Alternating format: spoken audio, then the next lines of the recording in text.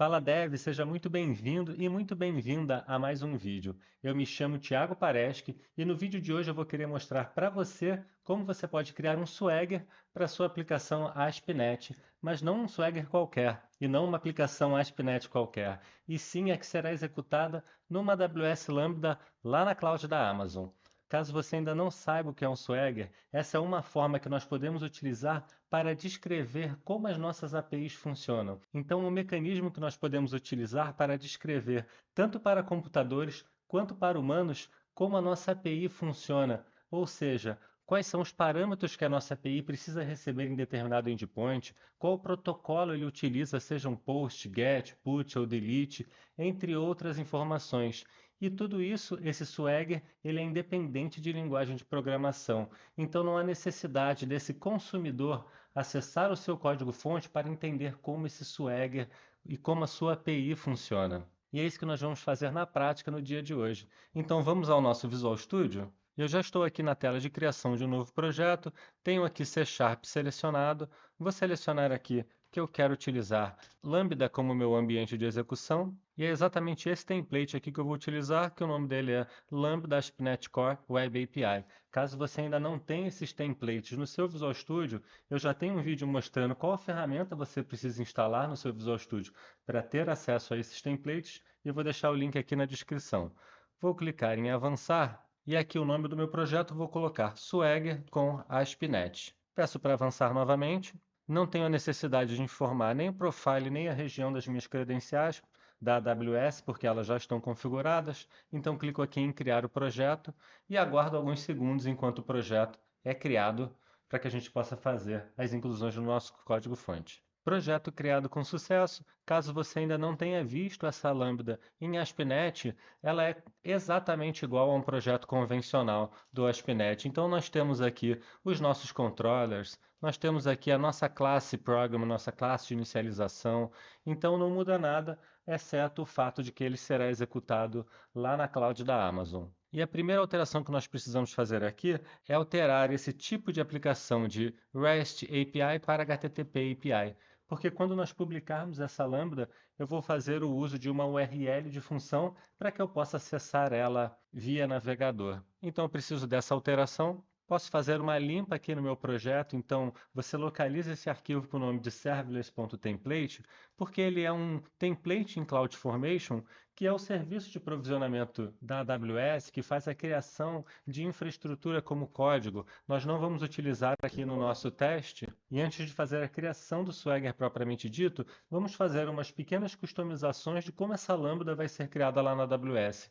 Então eu abro esse arquivo de configuração aqui, com o nome de AWS Lambda toolsdefault.json, e é aqui que eu vou fazer umas pequenas customizações. Eu vou começar apagando todas as tags que eu não vou fazer uso, então apaguei todas essas aqui, e agora eu vou começar a inclusão das tags que vão fazer diferença aqui na nossa Lambda. A primeira vai ser uma tag com o nome de function name. Através dessa tag aqui, nós vamos poder identificar a lambda que nós vamos criar na AWS pelo seu nome. E eu vou colocar aqui como meu Swagger com ASP.NET. A segunda configuração que nós vamos colocar aqui é o function memory size.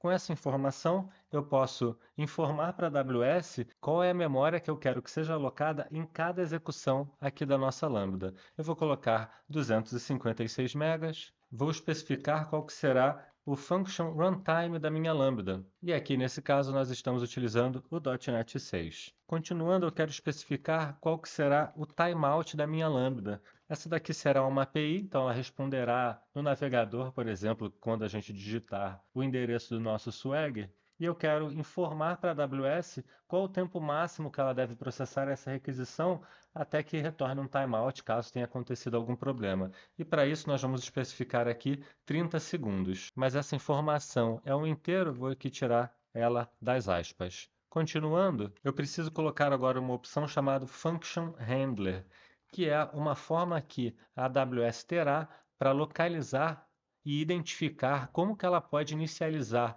esse nosso código-fonte na hora que ela for executada lá na Lambda.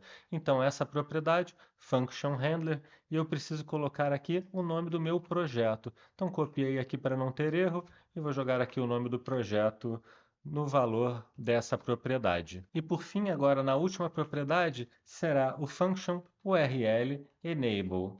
E será através dessa propriedade que a AWS terá a ciência que nós queremos que uma URL pública seja criada para essa lambda para que a gente possa acessar ela aqui do nosso computador. Perfeito, são essas as propriedades que eu queria fazer. E agora, antes que a gente comece a criar o Swagger propriamente dito, eu vou fazer aqui um rebuild, apenas por desencargo. Vejo que o rebuild foi executado com sucesso e antes de começar a criação do Swagger, eu vou fazer a publicação dessa lambda lá para a AWS e ver ela funcionando como se fosse um simples Hello World. Então, cliquei com o botão direito aqui no meu projeto, venho nessa opção Open in Terminal. Abrindo o meu terminal, eu vou executar o comando para fazer o deploy dela. E o comando é .NET lambda deploy function. Aperto Enter e vou aqui seguindo o prompt que essa ferramenta vai me sugerir. A primeira pergunta que essa ferramenta aqui me trouxe é: qual a role eu quero atribuir a essa minha lambda? E a role nada mais é do que as permissões que a sua lambda terá para desempenhar lá na AWS. Se ela pode acessar um RDS, acessar um DynamoDB, enviar mensagens para um serviço de mensageria, tudo isso precisa estar especificado aqui dentro dessa role. Eu já tenho algumas criadas aqui na minha conta. Caso você ainda não tenha, você precisa especificar aqui o número equivalente que representará que você quer fazer a criação de uma nova role. É isso que eu vou fazer. Aqui para mim é o número 17. Vou apertar Enter. Ele pergunta qual o nome da role eu quero utilizar. Eu vou colocar role Swagger de teste.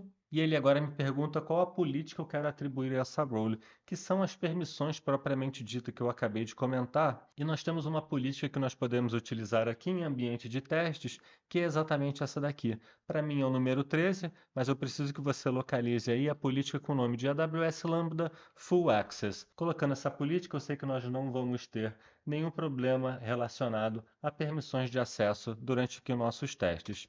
Então coloco aqui o número 13, aguardo alguns segundos enquanto ele faz o envio dessas informações lá para a AWS. Posso ver aqui que a nossa lambda foi criada com sucesso e ele ainda me retorna uma URL que eu posso utilizar para acessar a lambda. Copio aqui essa URL para o meu clipboard, aciono essa URL aqui no meu navegador e eu posso ver que a minha aplicação, a minha lambda, já respondeu corretamente. Você ainda pode fazer mais um teste. Nós temos aqui um controller que foi criado por padrão, nós podemos chamar ele aqui, colocando o nome do controller, que é o calculator, colocando o nome do método, que eu sei que tem um método com o nome de add lá dentro, que recebe 2 parâmetros aqui na URL. Então vou acionar aqui meu controller e ver se ele responde corretamente. E perfeito, continua respondendo. Nossa lambda está funcionando corretamente e agora vamos para a criação do Swagger propriamente dito. Então a primeira coisa que nós temos que fazer é instalar a dependência necessária para que o Swagger seja criado no nosso projeto. Então venho aqui para a nossa ferramenta de instalação de dependências e é essa daqui que eu vou buscar. Atualmente está aqui na versão 6.5.0, é a última disponível. Vou pedir para instalar, aguardo aqui alguns segundos enquanto a instalação é concluída. Instalação já realizada com sucesso, na verdade foi bem rápido. E agora vamos às configurações. Abro aqui a minha classe Program e logo aqui abaixo da instrução onde nós especificamos como a lambda é hospedada, nós vamos colocar o seguinte comando. Nós vamos utilizar o builder, o .services também, mas nós vamos utilizar o método add swagger generator. E um pouco aqui para baixo, nós vamos colocar mais duas instruções para o nosso projeto. A primeira é o app use swagger e a segunda é o app use swagger UI. Por enquanto eu vou apagar isso aqui, porque nós não vamos fazer nenhuma configuração nesse momento. E isso por si só já cria um Swagger aqui na nossa aplicação. Eu posso rodar aqui o meu projeto localmente e ver se de fato surtiu algum efeito a criação desse Swagger. Então tenho aqui meu projeto em execução, venho aqui no final da URL do meu localhost e digito Swagger.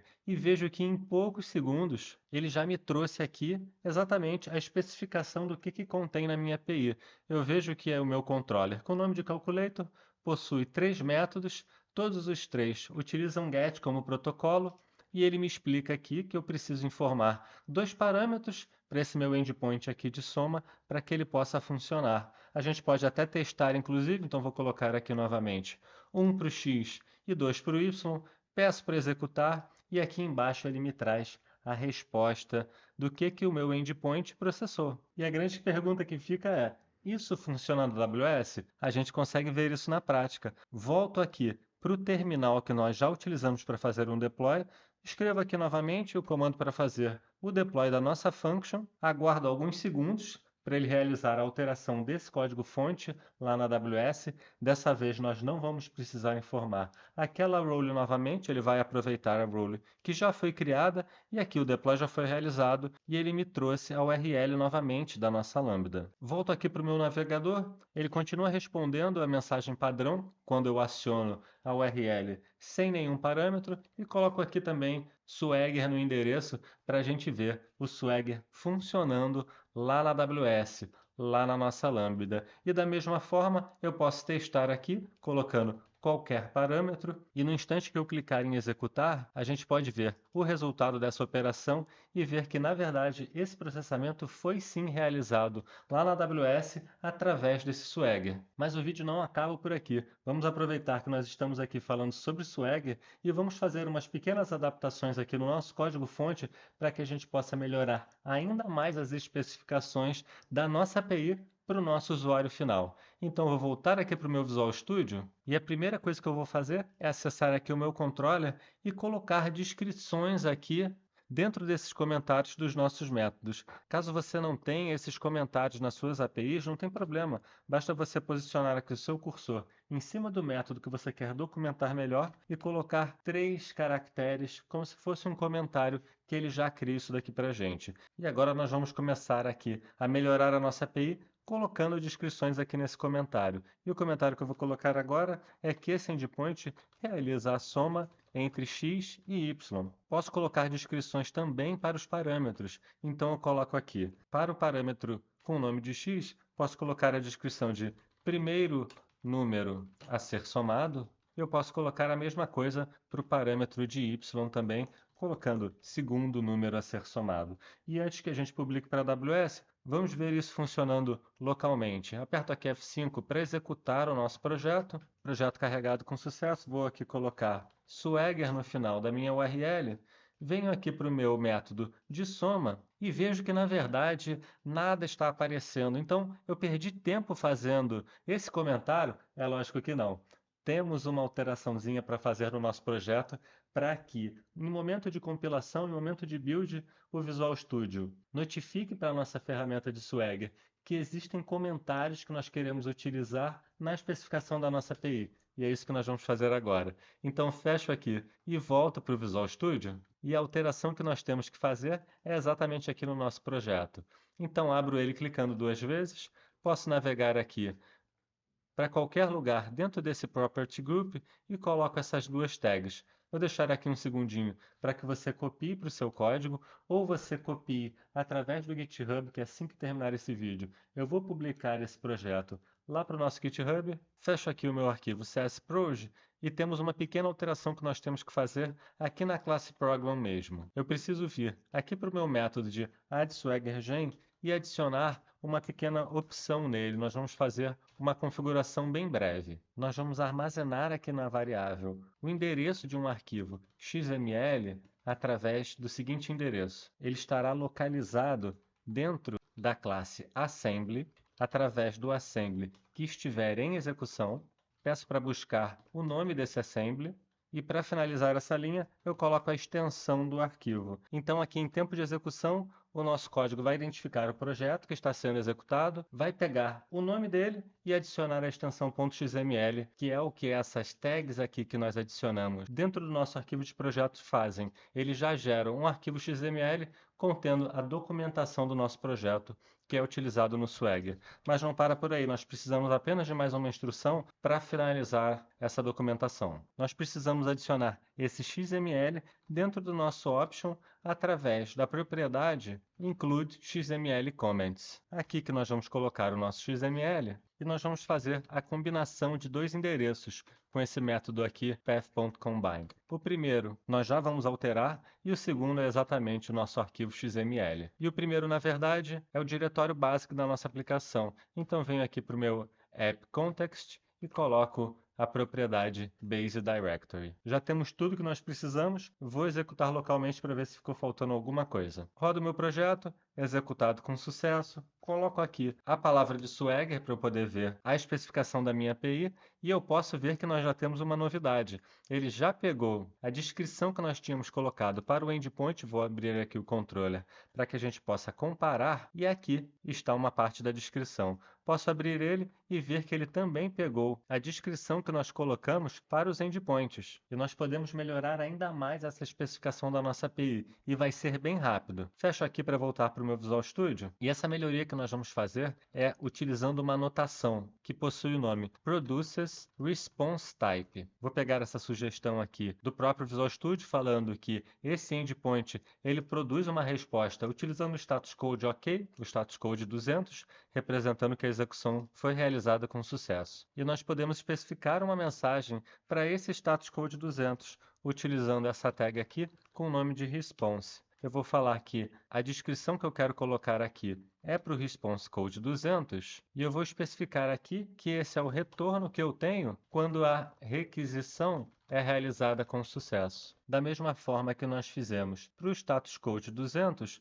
eu posso fazer também para um status code de erro. Então vou colocar aqui o status code 500, que ele representa um internal server erro. Vou colocar aqui que essa descrição é referente ao 500, eu vou apenas fazer uma adaptação aqui no texto, que esse é o retorno quando ocorre algum erro no servidor. Vou aqui rodar novamente para ver se tudo foi escrito conforme deve ser escrito. Vou aqui acessar o meu Swagger e ver se agora eu tenho uma descrição para os retornos esperados pela aplicação. E tenho sim, tenho aqui informando que esse é o retorno utilizado quando nós utilizamos o status code 200, quando ela é processada com sucesso, e tenho também aqui uma informação que se ocorrer algum erro, a minha aplicação retornará o status code 500. E por fim, tem apenas uma última alteração que nós vamos fazer aqui, que é informar para o consumidor da nossa aplicação como que é o erro que nós retornamos, por exemplo, quando ocorre o status code 500. E para isso é bem simples. Nós precisamos criar apenas uma classe que representará a nossa mensagem de erro. Então, vou criar aqui uma classe dentro do meu controller mesmo, apenas para mostrar esse funcionamento. E dentro dessa classe, eu vou colocar uma string contendo a mensagem de erro que a minha aplicação retorna, tá? Então, eu copio aqui o nome da minha classe, volto para o método que nós estamos especificando o funcionamento dele, e logo aqui, após ao status code que a minha aplicação retorna, eu vou informar o que eu retorno quando ocorre um status code 500. E para isso eu coloco aqui o type of da minha classe que eu acabei de criar. Então aperto F5 novamente, prometo que esse vai ser o último teste local que nós vamos fazer para depois testar lá na AWS. Acesso aqui novamente o meu Swagger, abro o meu endpoint de soma e posso ver que agora tem uma informação para o meu usuário informando que caso ocorra algum erro no servidor, eu vou retornar no status code 500 e esse é o contrato de dados que eu vou retornar para o meu usuário caso ocorra algum erro. E por fim, como eu falei agora, vamos publicar isso aqui para a AWS e ver o funcionamento lá na Lambda também, que foi o que eu prometi para você no início do vídeo. Publicação realizada com sucesso, copio aqui, por fim, a URL da minha Lambda, abro ela no meu navegador, vou chamar aqui o Swagger da minha aplicação, posso ver que lá na AWS também ele já está pegando as descrições que nós colocamos para o nosso endpoint, para os nossos parâmetros e, inclusive, o que a minha aplicação retorna caso ocorra algum determinado status code. E assim nós encerramos mais um vídeo. E caso ele tenha sido útil para você, deixa o like aqui no vídeo e, por favor, considere se inscrever no canal. Todo esse conteúdo que nós geramos aqui estará disponível no GitHub e eu vou deixar aqui o link na primeira linha da descrição. Agradeço muito pelo seu tempo e até a próxima!